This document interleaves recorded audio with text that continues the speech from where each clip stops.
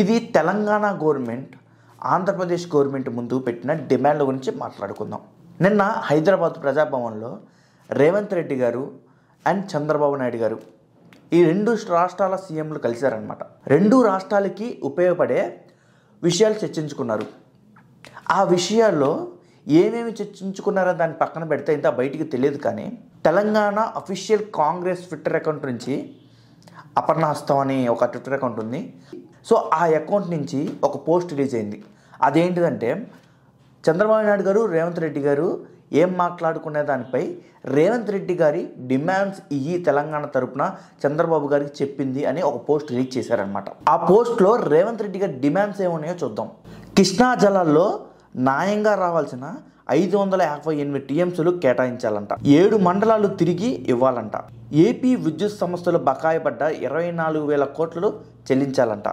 ఏపీకి ఉన్న 1000 kilometre coastal కారిడార్లో వాటా ఇవ్వాలంట. తెలంగాణకు ఓడరేవు లేనందున పోర్ట్స్లో భాగం ఇవ్వాలంట. తిరుపతి దేవస్థానంలో వాటా ఇవ్వాలంట. ఇవి తెలంగాణ గవర్నమెంట్ ఆంధ్రప్రదేశ్ గవర్నమెంట్ ముందు పెట్టిన డిమాండ్స్. మరి ఆంధ్రప్రదేశ్ గవర్నమెంట్ తెలంగాణ గవర్నమెంట్ ముందు పెట్టిన డిమాండ్స్ ఏంటి? అది ఇంతవరకు బయటికి అయితే రాలేదు. ఇప్పుడు మనం తెలంగాణ పెట్టిన డిమాండ్స్ గురించి సాధ్యమా కాదా అని ఇప్పుడు మాట్లాడుకుందాం. మొదటి డిమాండ్ వచ్చేసి కృష్ణా జలాల వాటర్. మనకి కృష్ణా జలాల వాటర్కి కృష్ణా బోర్డు అని ఒకటి ఉంది. ఇది ఎప్పటికీ తేలని ఒక సమస్య అనమాట. ఇది ఎప్పటికీ తేలదు.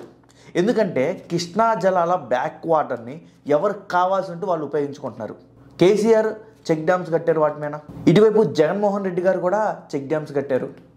ఇప్పుడు చంద్రబాబు నాయుడు గారు ఏం చేస్తారో చూడాలి, రేవంత్ రెడ్డి గారు ఏం చేస్తారో చూడాలి. కానీ నాకు దగ్గర ఉన్న ఇన్ఫర్మేషన్ ప్రకారం అయితే ఈ కృష్ణా జలాల వాటరు ఈ బైఫర్కేషన్ యాక్ట్ ప్రకారం అయితే అస్సలు తేలదు. మన బైఫర్కేషన్ యాక్ట్ ప్రకారం 7 మండలాలని మన ఆంధ్రప్రదేశ్లోకి కలిపారనమాట. ఈ 7 మండలాలు ఏమేంటో కూడా ఇప్పుడు చెప్తాను మీకు. కుక్కునూరు, వేలేరుపాడు, విఆర్పురం, చింతనూరు, కోనవరం, భద్రాచలం అంటే టెంపుల్ సిటీ అయితే కాదు, బుర్గంపాడు.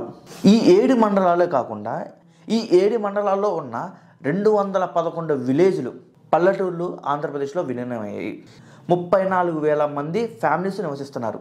సో ఇప్పుడు ఈ 7 మండలాలు ఆంధ్రప్రదేశ్ నుంచి తెలంగాణలో మెర్జ్ అవుతాయా అవ్వ అంటే బైఫర్కేషన్ యాక్ట్ ప్రకారం నాకు తెలిసిన ప్రకారం ఈ 7 మండలాలు మళ్ళా తెలంగాణలో కలిపే ఉద్దేశం ఆంధ్రప్రదేశ్ సముచితంగా లేదు. అండ్ అక్కడ ప్రజలు కూడా వెళ్ళటానికి సిద్ధంగా లేరు. అండ్ మూడో వచ్చేసి ఏపీ విద్యుత్ సంస్థల బకాయిలు అనమాట. 24,000 కోట్ల రూపాయలు తెలంగాణకి మనం అప్పుగా ఉన్నాం. అంటే ఈ బైఫర్కేషన్ యాక్ట్ ప్రకారం అప్పులు పంచుకున్నారు, లాభాలు పంచుకున్నారు కదా. ఈ అప్పు అనేది ఆంధ్రప్రదేశ్ గవర్నమెంట్ చెల్లించదా అనేది ఇది డిపెండ్స్ ఆన్ గవర్నమెంట్ డిసిషన్ బట్టి ఉంటుంది అనమాట. అక్కడ ఉన్న పెద్దవాళ్ళు డిసిజన్ తీసుకునే దాన్ని బట్టి ఉంటుంది. ఏపీకి ఉన్న 1000 కిలోమీటర్ల కోస్టల్ కారిడార్లో వాళ్ళకి వాటా కావాలంట. బైఫర్కేషన్ యాక్ట్ ప్రకారం కోస్టల్ లైన్లో వాటా ఉండాలి తెలంగాణకు అనేది అసలు లేదు. కోస్టల్ లైన్ మొత్తం ఆంధ్రాలో ఉంది. దాన్ని ఎలా పంచుకుంటారు? మీకు ఎలా ఇవ్వాలి అసలుకి ఇన్కమ్, దాంట్లో వచ్చిన లాభాలు అసలు ఎలా పంచుకుంటారు వాటాని? అసలుకి ఇప్పటికీ ఇల్లాజికల్గానే ఉంది. అసలుకి తెలంగాణలో మనకి సముద్రం లేదు కాబట్టి, ఆంధ్రాలో సముద్రం ఉంది కాబట్టి ఆంధ్రాలో ఉన్న పోర్ట్స్లో సగం వాటా కావాలంట. అసలుకి ఇందాక కోస్టల్ లైన్లో వాటా కావాలంటే అది ఇల్లాజికల్గా అడిగారు. ఇప్పుడు కూడా ఇల్లాజికల్గా అడుగుతున్నారు. ఈ రెండు సేమ్ ఒకటే. ఇప్పుడు ఆంధ్రప్రదేశ్ వెళ్ళి ట్రివాండ్రంలో ఉన్న పోర్ట్ని మాకు వాటాకి ఏమని అడిగితే ఎలా ఉంటుంది? చాలా చండాలంగా ఉండదు. ఇప్పుడు తెలంగాణ వచ్చి ఆంధ్రాలో ఉన్న పోర్ట్కి వాటా ఏమంటే అట్టానే ఉంటుంది. అండ్ ఆంధ్రాలో ఉన్న పోర్ట్సే మేజర్ పోర్ట్స్ వచ్చే 4. 1 విశాఖపట్నం, 2 కాకినాడ, 3 గంగవరం, 4 కృష్ణపట్నం. దీంట్లో 2 వచ్చేసి అదాని పోర్ట్స్. కాకినాడ, విశాఖపట్నం అయితే కాకినాడ వచ్చేసి కాకినాడ సీ పోర్ట్స్ వాళ్ళది ఆధ్వర్యంలో ఉంది. అండ్ విశాఖపట్నం వచ్చేసి మీకు తెలుసుగా సెంట్రల్ గవర్నమెంట్ ఆధీనంలో ఉంది. అక్కడ నేవీ ఇవన్నీ జరుగుతూ ఉన్నాయి. అందుకనే గంగవరం పోర్ట్ని ఎక్కువ ఉపయోగించుకుంటున్నారు ఎక్స్పోర్ట్స్కి, ఇంపోర్ట్స్కి. అసలు ఆంధ్రప్రదేశ్ గవర్నమెంటే పోర్ట్స్ని లీజుకి ఇచ్చింది అనమాట అదానికి. అలాంటిది ఒక ప్రైవేట్ కంపెనీని మీరు ఎలా వాటా అడుగుతారో నాకు అర్థం కాలేదు. ఇప్పుడు ఆ పోర్ట్స్ అన్ని ప్రైవేట్ కంపెనీ చేతిలో ఉన్నాయి, అదాని కంపెనీ చేతిలో ఉన్నాయి. వీళ్ళు ఎలా అడుగుతారు ఆ పోర్ట్స్ని మాకు సగం వాటా కావాలని? అసలు నాకు అర్థం కావట్లా. మీ దగ్గర లేదని చెప్పేసి పక్క రాష్ట్రం వాళ్ళు ఉన్న వాటిని మాకు సగం లాభం కావాలంటే ఎలా అడుగుతారో నాకు అర్థం కాలేదు.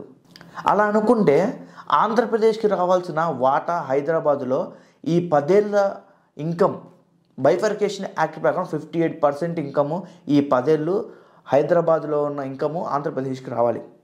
కానీ తెలంగాణ గవర్నమెంట్ ఇవ్వట్లేదే. 6th వన్ వచ్చేసి టీటీడీలో వాటా అంట. తిరుమల తిరుపతి దేవస్థానంలో వాటా. అసలుకి తిరుమల తిరుపతి దేవస్థానం అనేది ఎలా చెప్పాలంటే ఇది ఎండోమెంట్ డిపార్ట్మెంట్ కింద ఉండదు. తిరుపతి దేవస్థానం అనేది వాళ్ళకి ఓన్ రూల్స్ ఉన్నాయి. టీటీడీ అనేది ఇండివిజువల్ బాడీ అనమాట. టీటీడీకి ఆంధ్రప్రదేశ్ గవర్నమెంట్కి ఎటువంటి సంబంధం లేదు. కానీ ఇక్కడ ఏ ప్రభుత్వం అయితే ఉంటుందో ఆంధ్రప్రదేశ్లో ఆ ప్రభుత్వమే రూల్ చేసేది టీటీడీని. సో దాంట్లో ఉన్న డబ్బుల్ని ప్రజా సంక్షేమాలకు వాడుకుంటారు. దేవుడి డబ్బులు ప్రజలకే కదా చేరేది చివరికి. సో అందుకని చెప్పేసి ఏదో ఒక చిన్న లూప్ హోల్ తీసుకుని వాడుకుంటూ ఉంటారనమాట. ఏ గవర్నమెంట్ అయినా వాడుకుంటుంది అది. అసలు అంతో కొంచెం అన్న వాటా ఇవ్వాలి అంటే ఈ టీటీడీలో అసలుకి తమిళనాడుకి ఇవ్వాలి. ఇప్పటికీ ఈ టీటీడీ బోర్డు మెంబర్స్లో 10 మంది ఉంటే దాంట్లో 2-3 ఖచ్చితంగా తమిళనాడులో ఉండాలని ఒక రూల్ ఉంది. సో ఇస్తే వాళ్ళకి ఇవ్వాలి వాటా. బేసిక్గా చెప్పాలంటే మన ఆంధ్రప్రదేశ్ బైఫర్కేషన్ అప్పుడు తమిళనాడు నుంచి ఆంధ్రాకి వాళ్ళు టీటీడీని అడిగారు, తిరుమల తిరుపతి దేవస్థానాన్ని అడిగారు. మనం ఏం అడిగాం? కోయంబత్తూర్ని అడిగాం. ఇది ఎక్కడా తేరలేదు. సో టీటీడీ మన ప్లేస్లో ఉంది కాబట్టి ఆంధ్రప్రదేశ్లో, సో మనకు వచ్చింది. కోయంబత్తూరు వాళ్ళకు ఉంది కాబట్టి వాళ్ళకు వచ్చింది. అసలు టీటీడీ అనే ఇండివిజువల్ బాడీని పంచటానికి, వాటాలు తీసుకోవటానికి ఈ గవర్నమెంట్లు ఎవరు అసలుకి వీళ్ళు ఎలా అడుగుతున్నారో వాటా నాకు అర్థం కావట్లేదు. ఏ స్టేట్ గవర్నమెంట్ అడగటానికి హక్కు లేదు. ఈవెన్ ఆంధ్రప్రదేశ్ గవర్నమెంట్ కూడా అడగటానికి హక్కు లేదు. కానీ ప్రజా సంక్షేమం కోసం వాడుకోవచ్చు డబ్బులు. And friends, that's all today. ఈ వీడియో మీకు నచ్చినట్లయితే లైక్ చేయండి, షేర్ చేయండి, సబ్స్క్రైబ్ చేయండి. అంతేకాదు పక్కన ఉన్న బెల్ బటన్ని నొక్కండి, మీకు నోటిఫికేషన్ రూపంలో వస్తుంది. నన్ను కూడా ఎంకరేజ్ చేయండి ప్లీజ్.